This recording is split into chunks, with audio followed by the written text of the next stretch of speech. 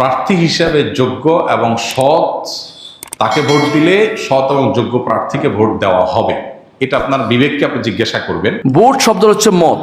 মত তো দিতেই পারে, কিন্তু কারে দিচ্ছেন, কোন জায়গায় দিচ্ছেন, এটা জানতে হবে আপনাকে। ভোট দেওয়া যাবে কিনা, কার নেতৃত্ব মানবেন, এটা আপনার মন করা বলে চলবে না যে আমার ভোট আমি দেব, যাকে খুশি তাকে দেব। বক্তব্য শুনতে গেলেও সুন্দর মনে হলেও কথাটি সুন্দর নয়। আসসালামু আলাইকুম ওয়া রাহমাতুল্লাহি ওয়া বারাকাতুহু। প্রিয় দর্শক, সামনে আসতেছে নির্বাচন, ভোট কাকে দিব? ইসলামের দৃষ্টিকোণ থেকে মুসলমানদের নেতা কেমন হওয়া দরকার, ইসলামের দৃষ্টিকোণ থেকে মুসলমানরা কেমন নেতাকে নির্বাচিত করবেন এবং কেমন নেতাকে ভোট দিবেন, সে বিষয়ে আজকে আমরা জানবো ইনশাআল্লাহ। আজকে আমাদের বিশেষজ্ঞ প্যানেলে বাংলাদেশের বিজ্ঞ 7 জন আলেম রয়েছেন। এই 7 জন বিজ্ঞ আলেমের কাছ থেকে আমরা জানবো যে আমরা কেমন প্রার্থীকে ভোট দিব, কেমন নেতাকে আমরা নির্বাচিত করব এবং ইসলামের দৃষ্টিকোণ থেকে ইসলামিক নেতা কেমন হওয়া দরকার, সে বিষয়ে আজকে আমরা জানবো ইনশাআল্লাহ। প্রিয় দর্শক, আজকে আমাদের বিশেষজ্ঞ প্যানেলে যে সমস্ত আলেমরা রয়েছেন: 1 নম্বর মুফতি কাজী ইব্রাহিম, 2 নম্বর শেখ আবু বকর মোহাম্মদ জাকারিয়া, 3 নম্বর শেখ মতিউর রহমান মাদানী, 4 নম্বর ডক্টর আব্দুল্লাহ জাহাঙ্গীর স্যার, 5 নম্বর মাওলানা আব্দুর রহিম আল মাদানী, 6 নম্বর মুফতি হাসিবুর রহমান, 7 নম্বর শেখ আহমদুল্লাহ। প্রিয় দর্শক, চলুন আমরা একে একে তাদের বক্তব্যগুলি শুনে আসি। আমরা শুরুতেই মুফতি কাজী ইব্রাহিমের বক্তব্যটি শুনে আসি। ভোট দেওয়া যাবে কিনা, এটা নেতা নির্বাচন। কোরআনকে নীতি হিসাবে ঠিক রেখে, আইন হিসাবে ঠিক রেখে নেতা নির্বাচন করা ইসলামে জায়েজ, বৈধ। আমরা তো এই জন্য কোরআনের আহ্বান জানাচ্ছি। এখন যারা আছেন তুলনামূলকভাবে যারা জাতির জন্য, দেশের জন্য ভালো কাজ করবেন, ইসলামের জন্য ভালো কাজ করবেন, আমরা তাদেরকে ভোট দিতে পারবো, ভোট দেব। এটা কোরআনের একটা সূরা আছে, সূরা রোম। রোম হলো খ্রিস্টানরা। নবীজি রোমদেরকে সমর্থন দিতেন ওনার যুগে, কারণ তারা ঈসা আলাইহিস সালামের উম্মত। আর কুরাইশের কাফেররা পারস্যদেরকে সমর্থন দিত, কারণ ওরা অগ্নি পূজারী, এরা মূর্তি পূজারী, এরা মিল। আর নবীজি ছিলেন কোরআনের রাসূল, কোরআনের নবী। আর খ্রিস্টানরা হলো ইনজিল কিতাবের নবীর উম্মত, ঈসা আলাইহিস সালামের উম্মত। তো দুইটাই আসমানি ধর্ম ছিল, এই জন্য তিনি রোমানদেরকে সমর্থন দিতেন। যদিও রোমানরাও মুশরিক, তখন রোমানরাও শিরিক করতো, ঈসা আলাইহিস সালামকে আল্লাহ বলতো, ঈসা আলাইহিস সালামকে আল্লাহর পুত্র বলতো, ঠিক না? 3 আল্লাহর এক আল্লাহ বলতো ঈসা আলাইহিস সালামকে। এত সত্ত্বেও আল্লাহ নবী রোমকে সমর্থন দিয়েছেন, কারণ তাদের মূল ধর্ম আসমান ভিত্তিক, আসমানি কিতাব ভিত্তিক। তুলনামূলক সে যদি অন্যের চেয়ে ভালো হয়, তাকে আমরা সাপোর্ট। যেমন আপনি কোথাও গিয়েছেন মরুভূমিতে বা দুর্গম কোনো গিরিতে, পাহাড়ি এলাকায় গেছেন, কোনো খাবার নেই, সামনে দেখলেন যে 2টা প্রাণী মরা পড়ে আছে, একটা মরা গরু, একটা মরা কুকুর। এখন খাইতে হইলে এই 2টার তো কোনো একটাকে খাইতে হবে, এছাড়া কোনো খাদ্য নাই, বুঝলেন না? যান বাঁচানো ফরজ। এখন মরা হিসেবে 2টাই হারাম, 2টাই কি হারাম। কুত্তাও মরে গেছে, এটা তো কুত্তা বাঁচলেও হারাম, জিন মরলে তো আরো বড় হারাম। আর গরুটা বাঁচা অবস্থায় হালাল ছিল, মরে গিয়ে হারাম হয়ে গেছে, ঠিক না? এখন 2টা হারাম না, একটা হলো ছোট হারাম, আর একটা কি বড় হারাম। এখন এই অবস্থায় খেয়ে যান বাঁচাতে হইলে কোনটা খাবেন? এই তো আপনারা রাজনীতি বুঝে গেছেন। 2টাই হারাম, কিন্তু যেটা ছোট হারাম। ভোট শব্দ হচ্ছে মত। তো কি মত? মত তো দিতেই পারে, কিন্তু কারে দিচ্ছেন, কোন জায়গায় দিচ্ছেন, এটা জানতে হবে আপনাকে। যাকে ভোট দিচ্ছেন সে যদি গুনার কাজটা করে, গুনাটাও নিতে হবে। নিবেন? তাহলে আপনি কেন ভোট দিতে যাবেন? এত বছর হয়ে গেছে, আমি এখন পর্যন্ত ভোট দেওয়ার সুযোগ পাই নাই। আমার ভোটের জন্য কি কিছু আটকে আছে? বিশ্বাস করুন, ইমানদাররা এই ফালতু কাজের মধ্যে সময় নষ্ট করে না। ইমানদার দেখে আমার ভোটে যে যাবে, অন্তত সে আবু বকর, ওমর, ওসমানের মতো হয় কিনা একটু দেখি না, তাহলে ভোট দিব, আমি রাজি আছি। এদেরকে, যাদেরকে আপনি ভোট দিচ্ছেন, এরা কতটুকু আপনার উপকার করবে একটু চিন্তা করে দেখুন। এদের গুনাহটাও আপনি বহন করতে হবে, কারণ গুনার পথটা আপনি রচনা করছেন। এদের ওখানে যাই শিরিক করলে শিরিকের কাজটা আপনাকে করতে হবে। ওখানে মাথা ঝুঁকালে, ওখানে যাই যদি কোনো বলে আমরা গণতন্ত্র প্রতিষ্ঠা করতে এসেছি, তখন কোনটা প্রতিষ্ঠা করছে এখন বুঝে দেখেন। এই গণতন্ত্র কি কুফরি না? গণতন্ত্র কুফরি মতবাদ। ইসলামে কোনো ইসলামী গণতন্ত্র বলতে কিছু নাই, এটা ফালতু কথা, এগুলি ইসলামের মধ্যে নাই। ইসলামের নিজস্ব সিস্টেম আছে, অন্য কিছু ধার করে ইসলাম চলে না। সুতরাং আপনি ভোট দিতে পারবেন, কিন্তু কাকে ভোট দিবেন কি কাজে দিবেন এটা বুঝে শুনে দিবেন, যাতে তার গুণাটা আপনি বহন করতে না হয়, এটা ভালো করে জানেন। তাই দুইজনেই ভালো। মদ দিবেন ওই জায়গাতে যেখানে দুইজনেই ভালো, এরে দিব না এরে দিব। আপনি দেখতে পাচ্ছেন দুইটাই পচা, আপনি কারে মদ দিয়ে কোন বিপদে পড়েন? তার গুনার ভাগ আপনি নেওয়ার দরকারটা কি? এত ঠেকা লেগে গেছে কেন? এই কোনোটা কাজ করতে যাবে না। আশা করি বুঝছেন জিনিসটা, কোথায় মদ দিতে হয় এটাও শিখতে হবে আমাদেরকে। মদ দেওয়ার নিষেধ নাই, কিন্তু মদ কারে দিবেন, কোথায় দিবেন, বুঝে শুনে দিবেন। যেই ব্যক্তি জিজ্ঞাসা করে বলে আমি ক্ষমতায় গিয়ে এই এলাকায় কোনোদিন ব্যাপারদা নারীকে চলতে দিব না, এইটুকু লিখে দেখ কাগজে ফলাবে, তারে ভোট দিব আমি। এই এলাকায় কোনদিন সিনেমা হল চলতে দিব না, ভোট দিব আমি। এই হারাম কাজ চলতে দিব না, ভোট দিব, কোনো সমস্যা নেই। এটা লিখিত দেখ, এটা যেন সংসদে পাশ করে আনতে পারে, তারা চুক্তি দিব, তো নইলে ভোট দিব না, আগে এটা করো, দেখে কয়জনের রাজি হয়। এই জন্য ভোট দেওয়ার আগে ওদেরকে বলে ভোট দিতে চাইতে আসছেন তো, আমার কিছু শর্ত আছে, দেখবেন যে একটা শর্ত আপনার শুনবে না, আপনার ভোট লাগবে না, কয়ে দিব এরকম। কারণ তারা দুনিয়াদার, এরা আপনার কাছে আখিরাতের কোনো কিছু প্রতিশ্রুতি দিবে না, শয়তান টাইপের। নির্বাচনে প্রার্থী হয়েছে তারা তো কেউই সৎ নয়, আল্লাহ হেদায়েত দান করুন। তাহলে আমাদের করণীয় কি? ভোট কি দেব কি দেব না?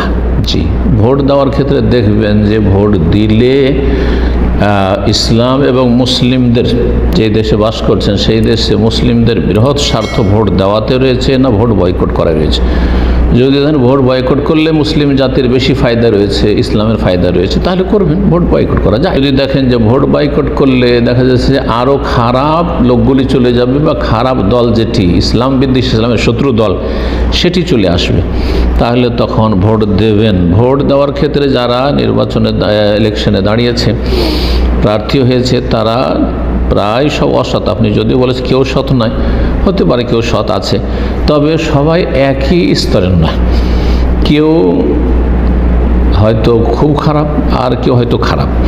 সুতরাং নাইমামাতে কানামামা ভালো, ওইগুলোর মধ্যে দেখবেন যে কোনটাকে দেওয়া যেতে পারে। সে আপনার আত্মীয় বলেও নয়, রক্তের খাতিরে নয়, বরং তার থেকে ইসলাম এবং মুসলিমদের বা এলাকার মানুষদের কতটা ফায়দা হবে। যদি দেখেন যে সবাই অসৎ, কিন্তু একজন লোক জনদরদি, মানুষের উপকার করে থাকে, পরোপকারী, সুতরাং তাকে ভোট দিতে পারবেন। হ্যাঁ, প্রয়োজনে ভোট দিতে পারবেন। তো ভোট দেওয়ার বিষয়টি দেখতে হবে মাসালে এবং মাফাসেদ।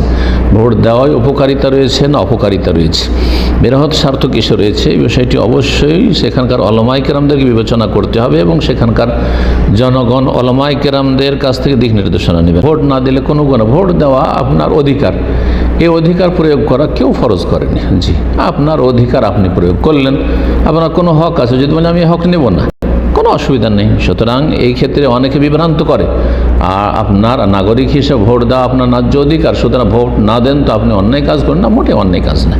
আমাদের দেশের 95% মুসলমান সেকুলার, তারা ইসলামের কিছুই মানে না বলতে গেলে। 2-4 নামাজ পড়ে, তাও সুদ খায়, ঘুষ খায়, ঠিক না? ঠিক না বেটি? গণতন্ত্র কি তারা এনেছে না আমরা ইমাম সাহেবরা আনছি? আমরা ওটা নিয়ে চিন্তা করে লাভ কি? আমরা তো গণতন্ত্র করি না, আমরা সর্বোচ্চ ভোট দিই। ভোট হলো কি, যদি আপনি মনে করেন যে এই লোকটা গেলে ভালো হবে বা কম ক্ষতি হবে, আপনি তাকে যাওয়ার ব্যাপারে পরামর্শ দিচ্ছেন। এই পরামর্শ শুরা, আমরুম শুরা বাইনাহুম, এটা নাজায়েজ কিছু না। ভোট দেওয়া যাবে কিনা? ভোট দেওয়া যাবে না কেন? রাসূলুল্লাহ সাল্লাল্লাহু আলাইহি ওয়াসাল্লাম ভোট দিয়েছে মানুষ, আপনি দেবেন না কেন? রাসূলুল্লাহ সাল্লাল্লাহু আলাইহি ওয়াসাল্লাম হুনাইনের যুদ্ধে বন্দীদেরকে মুক্ত করবেন, সবাইকে বললেন তোমরা রাজি আছো কিনা, তোমাদের মতামত জানাও। সবাই বলেন হ্যাঁ আমরা রাজি আছি। নবীজি বললেন না, তোমরা যাও তাবুতে তাবুতে যে প্রতিনিধি পাঠাও, সবাই সম্মত কিনা। ভোট মানে একটা কাজে পরামর্শ দেওয়া, আপনার মতামত দেওয়া, এটা নাজায়েজ কিছু না। এটা নিয়ে অনেক আলতো ফালতো কথা, দ্বীনের আসল বাদ দিয়ে ভোট ইসলাম না, ভোট ইসলামে নাজায়েজ না। তবে আপনার একটা মত যদি একজন ভালো লোককে এগিয়ে নিয়ে আপনি ভালো নিয়তে দিতে পারেন।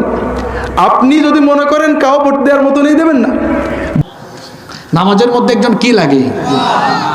এখন বলেন তো আপনারা, যদি নামাজের সেই ইমামের তিলাওয়াত অশুদ্ধ হয়, ওই ইমাম সাহেব যদি ওনার একাডেমিক ব্যাকগ্রাউন্ড যদি না থাকে, তার পিছনে কি আমরা নামাজে দাঁড়াবো? কথা বলেন। একজন অযোগ্য, অদক্ষ, অশুদ্ধ তেলাওয়াতকারী ইমাম সাহেবের পেছনে কোনো মুসলমান নামাজে দাঁড়াতে পারে? ঠিক তেমনি নামাজের বাহিরে একজন সচেতন মুসলমান কখনো অযোগ্য, অপদার্থ, চোর, ডাকাত, বাটপারকে তার সমাজের নেতা বানাতে পারে না, পারে না, পারে না। আমরা করতে পারি? আমরা তো পারি নাই এখনো, আমরা তো পারি নাই এখনো। আর পারি নাই বলেই আমাদের সমাজে এখনো চুরি আছে, ডাকাতি আছে, এখনো অন্যায় আছে, জুলুম। মসজিদের ইমাম নবীজি আর মদিনা রাষ্ট্রের ইমাম আরেকজন। আপনার ঘুম চলে আসছে নাকি? আপনার জবাব দিয়েন বাবা জানরা। নবীজির সময়ে মসজিদে নববীর ইমাম নবীজি, মদিনা রাষ্ট্রের ইমাম ওকে নবীজি। নবীজির পরে 4 জন খলিফা শাসন করলেন, মসজিদেরও ইমাম, রাষ্ট্রেরও। এখন আমরা এমন মুসলমান, মসজিদের ইমাম একজন, সমাজের ইমাম। মসজিদের ইমাম ভালো মানুষ, টুপিওয়ালা, দাড়িওয়ালা, খুব ভালো মানুষ, চরিত্র ভালো, সব ঠিকঠাক আছে। আর সমাজের ইমাম যেটা ডাকাইতের মতো চেহারা, চুরের মতো চেহারা, চরিত্র ঠিক নাই, চুরি করতে করতে এত লকবের অধিকারী হয়েছে। এভাবে আমরা মসজিদ আর সমাজের ইমামকে আলাদা বানিয়ে দিয়ে আমরা আল্লাহ আর রসুলের দেখানো তরিকা থেকে বহু দূরে আজ সরে গিয়েছি। নামাজে যেমন যোগ্য ইমামের পেছনে নামাজ আদায় করি, ঠিক তেমনি ভাবে আমরা যদি আমাদের সমাজে, আমাদের রাষ্ট্রে যদি চরিত্রবান, যোগ্য চরিত্রবান, আল্লাহওয়ালা, পরহেজগার ব্যক্তিগুলোকে আমরা যদি আমাদের দায়িত্বশীল চেয়ারগুলোতে বসাতে পারি, তখন শান্তি আর রহমত নাজিল হবে। এটা আপনার মন করা হলে চলবে না যে আমার ভোট আমি দেব, যাকে খুশি তাকে দেব। বক্তব্য শুনতে গেলেও সুন্দর মনে হলেও কথাটি সুন্দর নয়। আমার ভোট আমি দেব দিনদার, ইমানদার, ইনসাফগার ব্যক্তিকে দেখে দেব। এবং এই দেশের মানুষের সৎ এবং যোগ্য ব্যক্তির নেতৃত্ব পাওয়ার যে আশা রয়েছে, এর আকাঙ্ক্ষা পূরণ করতে পারে একমাত্র ইসলাম। মাজলুম মানুষের আর্তনাদ শোনার কেউ নাই। ইনসাফ প্রতিষ্ঠায় ইসলাম ছাড়া আদৌ কোনোদিন সম্ভব হবে না। যুগ যুগ তার সাক্ষী দিয়েছে, আকাশ জমিন তার সাক্ষী, এনভায়রনমেন্ট তার সাক্ষী, বর্তমান বিশ্ব চরাচর তার সাক্ষী। আপনি কার হাতে নেতৃত্ব দেবেন, কার নেতৃত্ব মানবেন, এটা আপনার মন করা হলে চলবে না। আমার ভোট আমি দেব দিনদার, ইমানদার, ইনসাফগার ব্যক্তিকে দেখে দেব। এখন আমার আত্মীয় একজন দাঁড়িয়েছে, সুদখোর, ঘুষখোর, মিথ্যাবাদী, লম্পট, বদমাস, মনে চাইলো আমি দিয়ে দিলাম, এর কোনো সুযোগ ইসলামে দেওয়া হয়নি। আমার চাচা দাঁড়িয়েছে, গোষ্ঠী সহ দাঁড়িয়ে পুরো চাচার পক্ষে, চাচা মদের ব্যবসা করে। বাস্তবতা সমাজে আছে না নাই? ইসলামকে বিশ্বাস করে না, নেতৃত্বে দাঁড়িয়েছে। ইসলামী আইন কানুনের প্রতি শ্রদ্ধা নাই, সম্মান নাই, নেতৃত্বে দাঁড়িয়েছে। তার পেছনে অসংখ্য লোক দাঁড়িয়ে গেল, হয়তো আত্মীয়তার সম্পর্কে, না হয় বন্ধুত্বের খাতিরে। এই ব্যাপারে কোরআন কি বলে, আল্লাহ রাসূল সাল্লাল্লাহু আলাইহি ওয়াসাল্লামের হাদিস কি বলে, এই বিষয়টি আপনাদের সামনে আমরা আলোকপাত করব। আমরা বলি ইনশাআল্লাহ। সমসাময়িক এই বিষয়টি আমরা সিলেক্ট করেছি বর্তমান সমাজ প্রেক্ষাপটকে চিন্তা করে, যে এই মেসেজগুলো গোটা জাতির কানে পৌঁছে দেওয়া দরকার। প্রার্থী হিসাবে যোগ্য এবং সৎ তাকে ভোট দিলে সৎ এবং যোগ্য প্রার্থীকে ভোট দেওয়া হবে। এটা আপনার বিবেককে আপনি জিজ্ঞাসা করবেন। আপনি যদি সঠিকটা উদ্ধার করার চেষ্টা করেন, এরপর দেখলেন যে না, আপনি আসলে যেটাকে সঠিক মনে করছেন এটা সঠিক হয় নাই, লোকটা রাইট পারসন না, তাহলে আল্লাহর কাছে আপনার দায় নেই। কিন্তু আপনার চেষ্টা করতে হবে যে কয়জন আছে এর মধ্যে সবচেয়ে ভালো যোগ্য মানুষটাকে, সে জিতবে কি জিতবে না এটা আপনার দেখার বিষয়। আমাদের দেশে বেশিরভাগ মানুষ এই জায়গাটায় এসে ভুল করে। একটা ভালো মানুষ যদি অল্প কয়েকটা ভোটও পায়, তাহলে সে এটার উপর ভিত্তি করে সামনে আর কয়েকটা পাবে, তারপর আবার আরো কয়েকটা পাবে। কিন্তু আপনি যদি ভোট দেওয়ার এই রাস্তাটা বন্ধ করেন, অথবা তাকে সে কম ভোট পাবে এই চিন্তা করে আরেকজনকে ভোট দেন, তাহলে কি হবে? এই চান্সে খারাপ মানুষগুলো তাদের খারাপের রাজত্ব আরো বেশি করে করতে পারবে।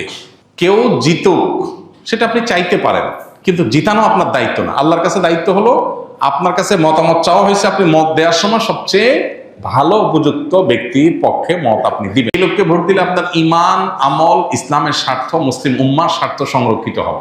আপনি বিশ্বাস করেন যাকে ভোট দিলে দেশের সার্বিক উন্নতি হবে, চুরি ডাকাতি হবে না, দুর্নীতি 2 নম্বরই হবে না, যে কারণে আমাদের দেশ পিছিয়ে আছে। পৃথিবীর বহু দেশের তলানিতে আমরা পড়ে আছি। যাকে ভোট দিলে আমরা সেখান থেকে উঠার রাস্তা পাবো, তাকে আপনাকে ভোট দিতে হবে। এক্ষেত্রে বায়াসনেসের ঊর্ধ্বে উঠা, এই ক্ষেত্রে আপনার গোষ্ঠীগত, বংশগত, পরিচয়গত, এই সমস্ত বিষয়গুলোর ঊর্ধ্বে উঠা, সামান্য একটু স্বার্থের জন্য, একটু টাকা পয়সার লোভে আমরা আজকাল অনেক সময় ভোট দিয়ে দিই, সেটা যেন না হয়। আল্লাহর কাছে অনেক বড় একটা জবাবদিহিতার জায়গা। নবীজি বলেছেন এই যে অযোগ্য মানুষকে যখন কোনো জায়গায় বসানো হবে, অপাত্রে যদি মানুষ তার মতামত দেয় বা কোনো অযোগ্য মানুষকে যদি কোনো যোগ্য মানুষের চেয়ারে বসানো হয়, তাহলে কিয়ামতের অপেক্ষা করবা তোমরা। এটা কিয়ামতের আলামত। এই আলামত এখন চলে আসছে না আসছে না? অতএব আমাদেরকে এখানে দায়িত্বশীলতার পরিচয় দিতে হবে। আল্লাহ বলেছেন আল্লাহ তাআলা তোমাদের নির্দেশ করেছেন আমানত যথাস্থানে পৌঁছাও, অপাত্রে যেন আমানত না যায়। আল মুস্তাশার মু'তামান, একজন মানুষ তার মতামত চাওয়া হলে, পরামর্শ চাওয়া হলে তখন সে আমানতদার হয়ে যায়, তার কাছে এটা আমানত হয়ে যায়। অনেক বড় একটা ব্যাপার। আমানতের খেয়ানত করলে এর ভয়াবহতা অনেক বেশি, এবং যত অপকর্মের দায় আপনাকে নিতে হবে, বিশেষ করে এই সুযোগ পেয়ে যত অপকর্ম সে করেছে, যদি আপনার ধারণা থাকে যে সে এই টাইপের কাজ করতে পারে, তাহলে সৎ মানুষ, নেককার মানুষ, দিন, উম্মাহ, ইসলাম এবং দেশের সার্বিক কল্যাণ বিবেচনা আপনাকে করতেই হবে। আমি যাকে ভোট দেবো সে জিতুক কি না জিতুক সেটা আমার বিষয় না, সে জিতবে কি জিতবে না এটা আমার বিষয় না। আমার দায়িত্ব আমার সিদ্ধান্তটা সঠিক জায়গায় দেওয়া, বাকি আল্লাহ দেখবে। প্রিয় দর্শক, এতক্ষণ আমরা শুনছিলাম বিজ্ঞ 7 জন আলেমের কাছ থেকে যে ভোট কাকে দেওয়া উচিত, ইসলামের দৃষ্টিকোণ থেকে মুসলমানরা কেমন নেতা নির্বাচিত করবেন, ইসলামের দৃষ্টিকোণ থেকে মুসলমানরা কেমন নেতাকে ভোট দিবেন, এবং ইসলামের দৃষ্টিকোণ থেকে গণতান্ত্রিক পদ্ধতিতে ভোট দেওয়া জায়েজ আছে কিনা সে বিষয়ে আমরা শুনছিলাম বিজ্ঞ আলেমদের কাছ থেকে। প্রিয় দর্শক, এখানে আমাদের বিজ্ঞ আলেম ওলামাগণ বিস্তারিতভাবে আলোচনা করেছেন যে মুসলমানদের প্রতিনিধি, মুসলমানরা কেমন নেতা নির্বাচিত করবেন, মুসলমানরা কাকে ভোট দিবেন, কেমন নেতাকে ভোট দিবেন সে বিষয়ে বিজ্ঞ আলেম ওলামাগণ বিস্তারিত বলেছেন। প্রিয় দর্শক, কুরআনুল কারীমের সূরাতুন নিসার মধ্যে বলা হয়েছে মান ইয়াশফা শাফাআতান হাসানাতান ইয়াকুল লাহু নাসিবুম মিনহা ওয়া মান ইয়াশফা শাফাআতান সাইয়্যাতান ইয়াকুল লাহু কিফলুম মিনহা। আল্লাহ পাক রব্বুল আলামিন বলেছেন, কোনো ব্যক্তি যদি ভালো কাজের জন্য সুপারিশ করে তাহলে ভালো কাজের একটি অংশ, সওয়াবের অংশ ওই ব্যক্তি পাবে। আবার যদি কোনো ব্যক্তি খারাপ কাজের জন্য সুপারিশ করে, পাপ কাজের জন্য যদি সুপারিশ করে, তাহলে ওই খারাপ কাজের পাপের একটি অংশ সে ব্যক্তি পাবে। এই জন্য আমাদের বিজ্ঞ আলেম ওলামাগণ বিস্তারিত আলোচনা করেছেন। শায়েখ আহমদুল্লাহ বিস্তারিতভাবে বুঝিয়ে বলেছেন যে কেমন নেতা নির্বাচিত করা দরকার মুসলমানদের জন্য। সর্বোপরি আল্লাহ তাআলার কাছে দোয়া করব, আল্লাহ তাআলা আমাদের সবাইকে যেন সহি পথে পরিচালিত করেন। প্রিয় দর্শক, আমরা এখানে বিজ্ঞ 7 জন আলেমের কথাগুলি শুনলাম। এই 7 জন বিজ্ঞ আলেমের মধ্য থেকে যার কথাগুলি কোরআন ও হাদিসের দলিল ভিত্তিক মনে হবে, আমরা তার কথাটাই, তার মতটাই গ্রহণ করে নেব ইনশাআল্লাহ। আল্লাহ তাআলা আমাদের সবাইকে যেন কোরআন ও হাদিসের সহি পথে আমাদেরকে যেন পরিচালিত করেন। প্রিয় দর্শক, আমরা একেবারেই ভিডিওর শেষ প্রান্তে চলে এসেছি। আজকের মতো বিদায় নিচ্ছি আমি মিনারুল ইসলাম। দেখা হবে অন্য কোনো ভিডিওতে। সে পর্যন্ত সকলে ভালো থাকবেন, সুস্থ থাকবেন। আসসালামু আলাইকুম ওয়া রাহমাতুল্লাহি ওয়া বারাকাতুহু।